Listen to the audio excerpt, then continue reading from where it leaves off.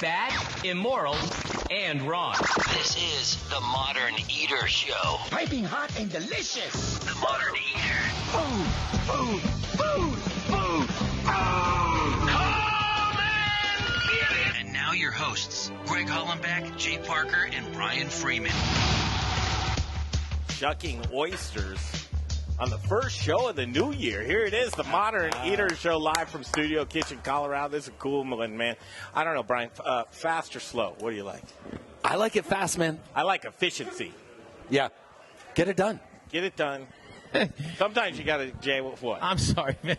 I told Ben, you don't have to go too fast with these opening ones. I just want to get a video of it. Yeah, and it's like the music's barely over. He's like, all right, what's next? When you're an oyster shucking champion, you can't go slow anymore, can you? Ben Wolven, how are you doing from Marin on the show with us tonight? Happy New Year. Happy New Year, lads. Yeah, lads. Yeah, why I not? like that.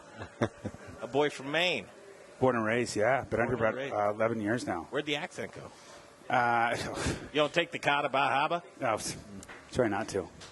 You still have it in there somewhere, right? Oh, yeah, You it's go home, it just comes out A immediately, couple Woody right? Creeks later, you know. Yeah, that's So. right. We're going to talk about some Yep. Woody Creek as well. Here we are at New Year's. The whole cast and crew's with us. Greg Hollenbeck, Brian Freeman, Little Rich Snyder, Kenyon George, Dave Avery. It's a good time here. Jay Parker, welcome to the new year. Thank you for having me. I know. Busy, as always. We got a lot of ground to cover tonight. We're going to catch up with Ben Wolven here and from Marin. We really, you've been on the books for a while. You've been kind of the talk inside the studio of like, we can't wait to get this guy. Because there's so many things we want to do to you. We don't, in a weird way. Yeah, that sounds weird, doesn't it? Like, Yeah. do we want him to eat it? No, we don't want him to bastardize what he does and eat 1,000 of those things. We studied every world record that has to do with oysters. Do you know them? I know a couple of the guys, but not. Not the guys, the records. I tell you, the Black Widow. No, the what's eater. Black Widow? She ate like Oh, 40 dozen. Yeah. It's ridiculous, yeah. Big so time. in 3 minutes, what do you think the world champion? For oysters opened? Shucking. Yeah. 3 minutes. That's debatable because. What do you mean it's debatable? They did a number. Are you talking about Shucker Patty? Out of on. This person's from the UK. I mean, I could look them up. Oh, fair enough. But- Well, 'cause there's different competitions out there. Some are open and clean. Some are just open off the top shells. Some are, so on and so forth. And But- I got to tell you, though, I like that you don't know information about that because what I do know that he does know is where good oysters come from. Yeah, and so what do back you home. prefer, Atlantic, Pacific? I like to sit down at an oyster bar in Denver, Colorado, and have a little bit of both. Nice, So- okay. The fresh ones, preferably. See, I'm more of a salty guy. Yeah, So personally, cold water. yeah. Big time. I like a firm oyster. Colder waters are going to create that higher glycogen levels. I can get into scientific terms, but ultimately the colder water is going to be the sweeter of them all. But Is it? And the sweeter is saltier. Wait a minute. You don't Well- want to know how many oysters he can shuck in a I don't minute? care, man. I care about Really? eating a All good right. oyster, man. It doesn't. Wait, hold that on, kind hold of on. information is just trivia for Really? Jeopardy. Okay, we're Yeah. not even going to talk about your skills. You're highly. We won't even do that because Brian doesn't want to talk. I think it's interesting myself, and apparently a lot of other people do because they have festivals around these types of things, right? oh, big time. Yeah, we all over the country and all over the world, really. We have one here in Denver, the High West Oyster Fest that happens right around the end of March. So here's the Shucker Patty right here. 39 oysters in a minute. Yes, 39 in 1 minute. You did how many? 12? Yeah, I could do a dozen in a minute, but I could do way more if it's just top shell. Really? At the end of the day, you want to have a beautiful oyster to I agree. put on a plate. Yeah. And, I'm sorry, this is Jay. Let me chime in, Ben, real quick. What's the difference between this guy did 39 in a minute, right? What's the difference in but he could have just dug it and thrown it and then dug it and throw it and then they count that as one versus 12 in a minute, which by the way is still amazing. Of course. But you do it different, it looks nicer. Is there any difference in those things? I could open 39 oysters with a hammer. You wouldn't eat them though. So. Right. Exactly. Thank you. So let me ask this. When you go for the larger or the smaller, is there a certain kind of oyster that's easier to shuck? If you're at home and you're like, I'm going to go pick up something from the grocery store, what would be something for the novice to try to work their way into? Oh, geez. I really love the Beausoleils out of Canada, on the east coast, Atlantic oyster out of New Brunswick. The Lucky Limes out of PEI are beautiful. There's a number of great Canadian oysters out there, just really cold water. And then you go down to Maine, and then the way the glacier kind of swept out into the ocean has created all these different microclimates that have beautiful flavors coming from all over the place. You can travel literally hundreds of yards up a different river and have different flavored oysters. Some people would say the farther you travel south, the grosser they get. I will never say that, but I will say that you might have a higher chance of getting sick. But. Well, I was going to actually ask that question. Is there any place that you would say it's really sad because we used to get really good oysters from there, but because of whether it's pollution or environmental contamination, something, what is there anything like that? Because now red tide has shifted the way people are eating stuff around Florida. Yeah, BP really did the number on the Gulf, but Yeah. I don't want to get into that too much. It's not about the oyster anymore. Are there places that you don't get oysters from anymore? I won't serve them from. I mean, anybody can get them from wherever they want. It's the water they dip their toes in as a kid, and You're pretty politically correct, which I like it, understand. yeah, I like it. But we're going to go to an oyster farmer in Maine, right? Yeah. In the next segment, guy's been drinking beer and he's about to watch the Patriots game, right? And Don, keep an eye back in iHeart Studios. Don, keep an eye on the button. We don't know what he'll possibly say. But it's like the wild, wild west of oysters right now, isn't it? Absolutely. Regulation that's happening. Can you give us a little taste of what's happening right now off the coast of Maine? Yeah, they really loosened up regulations and kind of gave away the entire coastline of Maine for the betterment of this local fisheries. So everybody kind of has their own stake now. The lobster guys have As it, though, right? the lobsters And kind put of the get traps down low. as they get the waters start to warm. We want to have that local economy still flourish and still be based on not only the logging but also shellfish. And just some legislation was passed in the past couple of weeks, right? It's turned everything on its ear. They're saying Merry Christmas to the oyster farmers. 1,000%, yeah. Yeah, so life is good right now for them. Yep. So give us an idea, our listeners again. But Ben Wolven, Marin, they call you the oyster sourcer or the sorcerer, right? I mean, you're sourcing oysters from Marin. You live it's a passion of yours. It oysters. is, yeah. I mean, the passion, the ocean, terroir, marroir, whatever you want to call it. Like I said, you can have oysters from just up the creek and have them taste completely different. But at the end of the day, it's still, I'm going to say it's vegan. These are underwater creatures that are more like leaves on a tree than, anything else. They add nitrogen and oxygen and Try and sell that to a vegan. yeah, well, you'd be surprised. You would be surprised. Really? Oh, yeah. I mean, they won't even eat honey. Come on, dude. There's one of the only things in this world they give back when they take, and I can appreciate that. That's right. So. Who we get? Ryan Conklin. He's here with us as well. Southern Glazer Wine and Spirits. Thank you for coming here with us tonight. Yeah, you're very welcome. Yeah, we're going to do some cocktailing so pairing oysters with cocktails, right? It's a classic. It is a classic, but martini. Yeah, well, got to have a little salty. Yeah. to it. Is that what we're doing? I don't even know. Yeah, we're going to have a martini this evening with the oysters. It's going to be a little twist on the classic. We're going to introduce Lillet Blanc and just a little bit of absinthe, since absinthe is also kind of a nice pairing with oysters as well. Yeah. And is that going to be a vodka or a gin? It will be Woody Creek's vodka. Nice. Potato based, coming out of the Roaring Fork Valley of Aspen. Thank you Awesome. for representing them tonight. I know we talked to some of the guys from the distillery earlier. They were excited to have you here. So fantastic, and thank you for that. Stick around. You're going to be with us for the next couple of segments. We'll start doing some cocktails. We'll talk to what's his name? Inmate? John Marigal. John, yeah.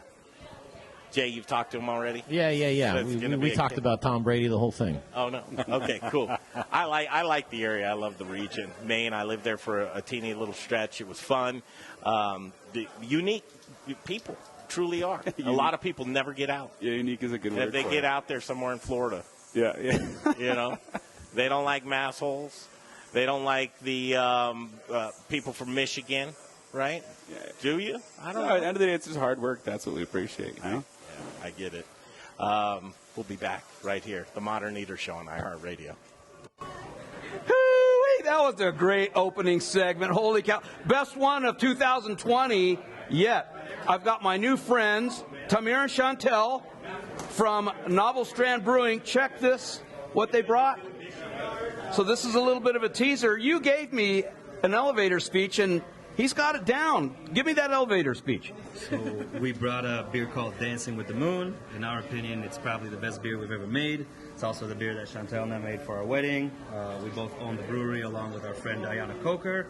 And it was also just voted as one of the best beers in Denver and Colorado for 2019, so we thought it would be fun to bring it and share it. Man, so stay tuned. They're going to be up here on the table showing and actually opening this up for the first time. We're going to be drinking the beer. He's pretty darn proud of this beer. I'm looking forward to hearing and learning more about you and your business. Thank you kindly. We'll see you in a minute. Fantastic. Stay tuned. We'll be right back. School of Business at Arizona State University offered 100% online.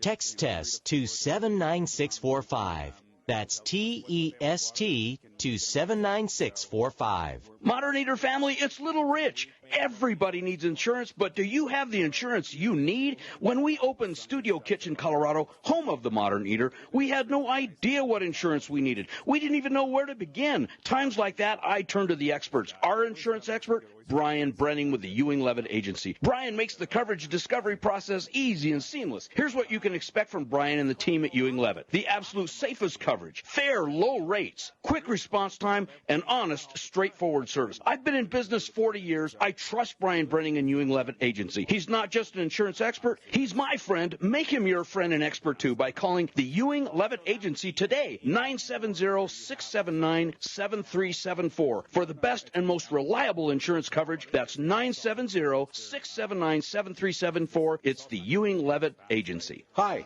I'm Charlie Gottenkenny, brewmaster at Brews Beers, Denver's award-winning Belgian-style brewery. I am very pleased to tell you that our new tap room at Colfax in York and Congress Park is now open, and it is a unique experience. It's close to great restaurants, has a big sunny patio for warmer days, will feature live music, and it has a very cool contemporary Belgian-style bar and tap room. To celebrate our second location, we have 18 beers on tap, including several limited edition sour and barrel-aged beers. For some holiday good cheer, try our figgy pudding and our unique champagne beer, Brut Le Grand. Check it all out on our website, brewsbeers.com. John is ready to go on the phone. RUZ at 67th and Pecos and Yep, you're welcome. Congress Park at Colfax in York. Join us this week at either location for some serious Belgian-style badassery. Hey, Colorado. This is Brian Freeman, owner of Growers Organic and a host on the Modern Eater Talk Show. Growers Organic is a Colorado sourcing company who provides Colorado's greatest chefs with the best organic produce. I've been partnering with local and regional farms for the last 20 years, and our returning customers know they can count on us over and over again. Chefs who receive the highest rating on Good Food 100 choose Growers Organic for their organic produce needs because we're experts at bridging the gap between the farm and the table. Join us in the organic revolution and go organic with Growers Organic. Look us up online at growersorganic.com. Wear black and eat spices. Hey, Modern Eater listeners, this is Zach from the 30 seconds. Favorite Spice Company. Spice is the variety of life. At The Spice Guy, we have a passion for sourcing the best ingredients from the best farmers all over the world. Choose from thousands of different GMO-free spices and ingredients. Or let us create and blend custom flavor profiles for whatever style of food it is that you're working with. With over 1,000 restaurants, food brands, and chefs behind us, you can't go wrong when you choose The Spice Guy for all your spice needs. The Spice Guy. Spicy. Born in Breck, raised in Denver. TheSpiceGuyCo.com. Hey, this is Brother Luck from Colorado Springs. All right, you ready? Owner of 4 by Brother Luck and Lucky Dumplings. I mean, he's a very, very impressive man. And you're rocking with the Modern Eater Show on iHeartRadio. Okay, back to StudioKitchen.com. Full value. The Modern Eater website is so cool. Man, Brian, I was just on there today looking around. Jay's doing a great job. Last week, the TME crew can actually cook. We cooked in the kitchen last week, and we looked I saw that. back Yep. at 2019. I saw a little of our It was a video. cool It was 2019, and all of the videos. Each week's show is on the website, themoderneater.com. It's your one-stop shop. And while you're there, why not peek in on the list or watch the show live? Yeah, on our because we've got it on the YouTube channel now, which is super cool. Sign up for that as a subscription. Well, we're everywhere, but just go to the Modern Eater. Yeah, go to the Modern Eater Show, and you can sign up for the YouTube directly for them there. Streaming is currently offline. Just as I say that, I seriously go to the website and I'm promoting that we're live on. We're live. It's not there. I'll fix it during the next break. When we'll continue in the kitchen. You should fix it because I'm drooling over these oysters. As much as you didn't want to, and again, we're talking to Ben Wolven, Marin, about oysters. And I know you love oysters, Brian, and you wanted to flex your oyster knowledge. I don't know much about oysters. I know what the ones that I think are delicious. Do you like salty or like salty. Watery? Yeah. More the. Yeah. That'd be the West Coast, right? Yeah. But go ahead. It depends on where they're coming from, but also like how far up the inlet. There's so many different factors that kind of align with that. Sometimes you get salt on the beginning with an East Coast oyster and salt at the end with a West Coast oyster. Oh, we are. I'm sorry. I was wrong. We are streaming. There we are. There you're looking great, Brian. So, themoderneater.com. You can watch this. In the meantime, in between time, let's head on up to Maine right now. I believe a friend of yours and a partner. Yeah, John. It's not crime these days. It's actually, this is good stuff. Good stuff's going on in John Harrigill, right? Yeah, that's the one. John. Hello. How are you? John, you there? Hey, bud. What are you guys up to? Nothing. Doing a live show, talking to you, Not watching the Patriots game. Don't tell the score either. It's almost game time, but oysters are high on the list of awesomeness, too. Well, I'm glad we could pull you away. We have a friend of yours, Ben Wolven, here with us, and he's actually shucking. Are these oysters from his farm now? How cool would that be? No, these aren't actually from his farm, but he does send these out to me just slightly off, and also good friends of John and myself now these days. We have Love Point oysters, and we have the Aphrodite oysters, which are pretty beautiful. You guys want to try a couple? Oh, yes, please. Yeah, absolutely. Here. Now, while we're trying these, right, and thank you for opening them up for us, we've got John on the line. We wouldn't do justice in a great interview with him. I know I could throw him a few questions. But, Ben, put on your interview hat and just get the best out of John for us fair right enough. now. Hey, John, what do you do?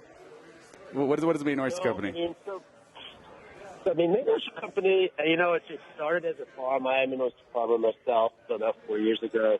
Started a little that boutique farm that we produce 20 to 40,000 oysters a year. But the farm kind of turned into doing events, and then it kind of turned into getting an oyster bar. And now it's kind of turned into really, I love building community. I love Maine experiences, and the oyster and just the state of Maine are just two really phenomenal things. So I'm kind of just trying to bring the oyster in the state of Maine to the world with a really genuine goal of trying to keep prices higher for the farmers and the sustainable industry here in Maine, and just kind of have a good time and a fun time throughout it.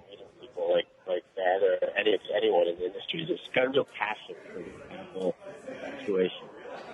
Yeah, how long have you been doing the Maine Oyster Company? So we officially opened a restaurant about a year and a half ago, and the farm started up 3 to 4 years old. So pretty new. Things have really ramped up in the last, I would say, year or so. I'm looking at the website here, guys. John on the phone with us from Maine. Where exactly are you in Maine? So as I speak to you now, I'm actually in Bath, Maine, which is in between Pittsburgh, where our farm is, and then Portland, where our restaurant is. So you could call it kind of like Greater Portland, Mid-Coast, Maine. So these Southern oysters that Maine. we're shucking right now are not actually John's oysters, but John does have an oyster farm just up in Pittsburgh. You want to talk a little about Base Camp and what you got going on down there? Yeah, so Base Camp is, it's like submerged my entire life in Maine. It's kind of like your quintessential little classic fishing village where I kind of grew up, and now we have this just really sweet property on the coast that was going to be a restaurant that now we've kind of converted to almost like the clubhouse, and that's Base Camp for ultimately started to do farm tours and doing just some oyster retreats where people would come stay, kind of just like fully immersed in the kind of the way of Maine and the way of the oyster farmer. It's really just kind of a special property on the coast of Maine. It's really unique, really awesome. No, that's cool. I did, John, this is Greg. I did some time in Maine. I actually lived in a place called Gray, Maine, which I'm sure you're familiar with, near Windham. And then, my old man, he had a place also in Cape Elizabeth. So I'd go down to Cape Elizabeth, sweet. Yeah. hang out down there a little bit. I love the area. One of the things that's very obvious is the climate gets really cold and dark early. I mean, just so dark, so early, and so cold that some of the months are, as you would say in Maine, wicked hard to get through. Oh, yes, sir. But, listening to you and hearing you talk, you have a great passion for what you do. And I heard you say just have a good time and be happy doing this. How do you keep that demeanor throughout the years, especially when you're just freezing your toes off? What was that last part? Sorry, my phone. Warm boots. What was that? Warm boots, yeah. Warm boots is the answer to what I had to say there. No, it's cool what you're doing here. We're looking at your website. Hopefully I'm on the right one right here. Is this the website? Yeah, that's the one. And if you go there, the Maine Oyster Company / my last name, Wolven, you can receive, I think it's 10% off your order. Look at you, Wolven. Yeah, big time. You snuck that in there. A little product, a little shout out. I like that a lot. But That's what we're trying to do, though. It's out to the consumer. I mean, we have a lot of supply coming online. So. Your partnerships seem to be pretty deep here. Farm to Slurp certified oysters, and it looks like you're working with, I don't know, a couple dozen different farms in order to source here. Yeah, no, we just had when Ben actually came out, and we had this is the second year Maine Oyster Fest. We had 32 farms came to it, and it's just really pretty cool to see. I mean, so we source from all of them as much as we can and try to be as fair as possible. But it's kind of like an explosion. It's really neat, and everyone kind of got into the whole industry. Really, not for the money. It's really for a passion for the ocean, a passion for Maine, a passion for the environment. It's a pretty cool space to be kind of in, and then to really start bringing it to places like Colorado is just. I mean, it's really, really special to see. I hear you're gonna, John. I hear you're gonna be out here in a month or so to come see what we're doing out here and where these the end result of where the oysters go. Yes, that is going to happen. We need to nail down a date. But, yes. Yeah, get in here. We bring in Boom Shakalaka to Denver. So everybody's kind of doing a little dance there in Maine, but the lobster farmers, the deregulation of using some of the government's land has really kind of turned things on its ear there. What's the word on the street there? So you may know more than me on that, honestly. I didn't know they deregulated in the industry. I think the industry has been really, really strong, and I think continues to be strong. And it's been neat to see. I mean, so it's not just the oysters, aquaculture, let's say, and it's really starting to grow, which you grow in the winter. Some lobster now have been starting to do seaweeding in the winter, and then the lobster in the summer. And the whole industry, it's kind of a hedge on the lobster industry, as I think the lobsters. Who knows what's going to happen with the whole world? But if the lobsters go away from Maine, these different products like oysters, scallops, seaweed, mussels. It'd really be a saving grace for for our economy, for the working waterfront. I mean, there's such a special way of life here. I think that's what kind of people gravitate to Maine. All kind of uniqueness and love for the ocean and the environment. It'll be interesting to see how things unfold from larger scale items. But right now, the lobsters just seems pretty strong, and constantly trying to work with them as much as against them. And change is always challenging in any industry, and it's figuring the best ways to move forward so that change works together and collaboratively versus at opposition to one another. Hey, John, this is Brian. What is your largest harvest ever been? So my personal harvest for my farm? Yeah. So it's that's the goal for 2020 to try to get a little better on how much I'm really harvesting. But so I mean, I'll go out. My farm is small, and I'll get anywhere from 100 to 500 oysters at a time. 500 would be a lot, but it's not a large harvest. My personal farm, and I really absorb my oysters into a restaurant and then to ship out to different places. And John, is that a daily harvest or is that a weekly? What's the frequency of that? that's kind of like when I have the time and the energy and we need them. So that would be anywhere from like every few days, every couple of weeks. It's not the farm itself is just one component. I mean, I'm really all about bringing all the farms of the state together, but that is a hope is next year get a little more focused on having the farm consistently produce. But it's hard. They grow at different rates, and you got to spend a lot of time to store them and organize them. It's not an easy endeavor, but so it varies. For sure. And then in the winter, they kind of go to sleep, so you're not really harvesting too much now. My farm, anyway. What John's done a really incredible job doing is bringing all the Maine oyster companies, the Maine oyster growers together, and getting that out to the mass public. Because without that, a lot of people wouldn't be able to reach the different demographics, but different markets all across the country. You're like the Jimmy Hoffa of oysters over there. I mean, it's like I call it the rising tide raises all shells mentality. And we don't have to work at opposition to one another. We have such a good product, and work to push this product out versus competing with one another. So it's not just me; it's everyone working together. It is so far it's been a really neat industry on that front, and just people like Ben in Denver, or the restaurant Chicago, or Nebraska, or Minnesota, where we ship to. Everyone's really in the same kind of really cares about the product, cares about the story, cares about the experience. So it's not. I mean, you need economics to sustain it, but that's not the reason I'm doing it, or any of these really farms are doing it by and large. Hey, John, thank you for your time, man. Keep beating the drum. It sounds like you're a great guy. I hope when you're in town we can come over here and meet us, or we can have some dinner at Marin or something like that. Brady's had too many Super Bowls, so I'm just going to leave that there. Come on, you don't need to be greedy. Let's just keep it on oysters, okay? That's right. Hey, John, it's Jay. I spoke to you on the phone yesterday about today. Before you go, man, I just wanted to tell you one thing. Go Pats. No.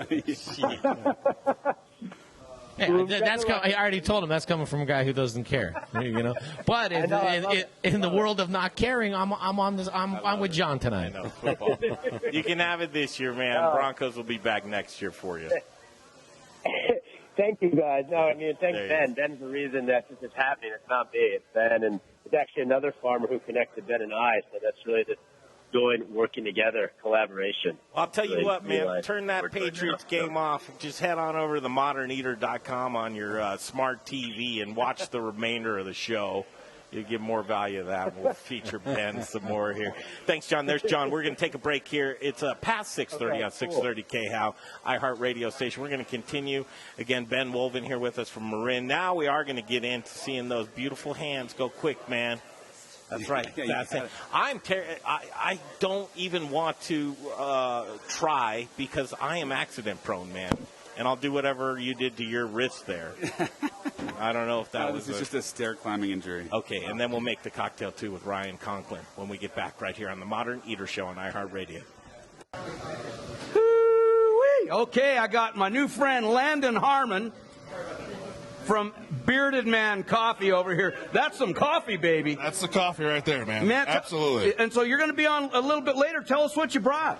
Well, I actually brought a couple things tonight, but tonight in my hand is one of our best sellers, which is our bourbon infused Brazilian bean coffee. It's called the Moonshiner. It's no alcohol, so it's safe for all ages. But okay, but even without the alcohol, is that going to stunt my growth? I think you're a lost cause on that one, buddy. I think it's a little late for me. I think it's a little. It'll help you with your beard, though. If you want to, that's how I got my beard growing so long. I know, and obviously a ZZ Top fan too. ZZ Top fan, absolutely.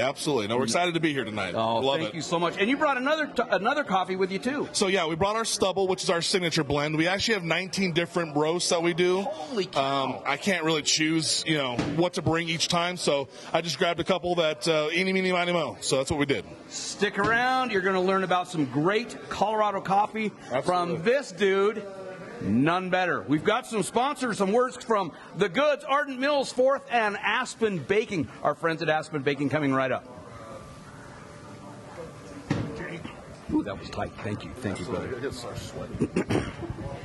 local restaurant that I believe in. I believe in the Goods restaurant on Colfax and Mark Whistler. The Goods is a community restaurant and bar with a menu focusing on vegan, vegetarian, gluten-free, and keto options. Comfort food lovers, try the best burger on planet Earth. I love it. 8 ounces of grass-fed beef and never, ever any hormones, antibiotics, or steroids. The Goods is truly a cultural melting pot, a family restaurant open to all. Their bar program is amazing. Saddle up at their long, luxurious bar, have a nice craft beer or a cocktail. Like their Facebook page and stay up on amazing events and specials going on throughout the week. Located on East Colfax, directly connected to the Tattered Cover Bookstore, across from East High School with free parking in a garage in back. Look them up online, thegoodsrestaurant.com. I'll see you at the Goods. Want to bake the best? Bake with the best. Little Rich here from Raquelitas Tortillas and the Modern Eater. Our wraps fold cold and don't break open, yet they're soft and delicious. What's my secret? Ardent Mills. Organic, ancient, and heirloom grains like quinoa, spelt, and more. Locally headquartered in Denver, Colorado, Ardent Mills provides the industry's broadest range of traditional 1 minute till I read. whole grains, customized blends, and specialty products dedicated to providing the culinary industry with the next grains and unique plant-based ingredients. I love Ardent Mills, and I know you will too. To bake the best, you must use the best. Learn more at ardentmills.com.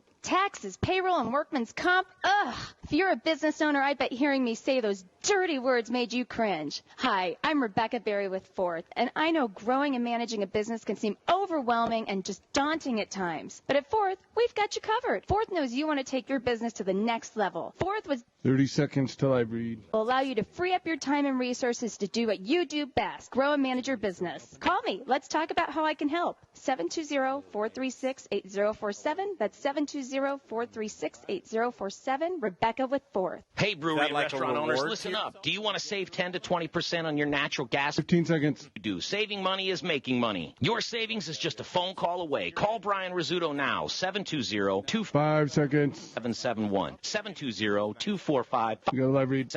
It's on Core Energy. All right, back to the show in just a second. But before we do that, it's time to talk bread, and specifically Aspen Baking Company here local. How's your Aspen? Hashtag, that's what they use. And they're doing hoagies, focaccias, ciabattas, baguettes, croissants, bear claws, lobster rolls, pound cakes, coffee cakes, and more. Just go to aspenbaking.com for all the good stuff. But they don't have the bad stuff like preservatives and artificial coloring and chemicals in any of their breads. Brian Freeman, you love bread? I love bread, and I love their box lunch. There you go. Catering. They do catering with delicious Rome sausage, too. So AspenBaking.com is where you want to go for the freshest bread in town, local, made right, no preservatives. I'm going to say the website again, and then we're going right back into some shucking with Ben Wolven from Marin. So it's AspenBaking.com. Hi, Michael Myers from Distillery 291. I'll say whatever you want me to say. That'll get me in trouble. Ride it like you stole it, drink it like you own it. You're listening to The Modern Eater on iHeartRadio. Thank you very much, Michael Myers. This segment brought to you by Hot Schedules by Forth. And you just heard the ad for the payroll services. Sitting down with Rebecca Berry, let me tell you, if you give her an opportunity of how she can get your business from being kind of, you put together 4 or 5 different locations, restaurants, and now you got to legitimize. Now you got to get everything streamlined. Forth can help you do that. She'll educate you, that's for sure. Oh, I know she will. Back to the show right now, and Ben Wolven from Marin, and then we also have a new friend here, Ryan Conklin. And I said, Ryan, I got to have you back, man. You're so much. I feel terrible that, here you are with all these skills and great looks that we're just using you as a prop here. Just a prop tonight. You're going to make some drinks, right? Yeah, I'm going to make you all some martinis to go with these delicious oysters and hopefully some caviar. Well, and Ryan, tell everyone your title and who you work for. So I work with Southern Glazers Wine and Spirits, and my role with the company is as the Director of Mixology and Spirits Education. How do I get that title? I like that. They pay you I to like do that that title. They pay me to do that. You got to drink and pay attention a little. Well, I can do one of the two. We'll let you guess which one. All right, fire off some cocktails. We'll do the play-by-play. Ben, what do you got for us? I'm going to do a dozen oysters as fast and as clean as possible, and then Ben, would you encourage people to watch this online right now? Oh, yeah, big time. I mean, Yeah. go to themoderneater.com. Hopefully, Ben. no blood. That's a disqualification. Listen, that is a Yeah, disqualification. shout out to Style Boys. Go ahead. What do you do? All right, here we go. A dozen oysters. Go. All right.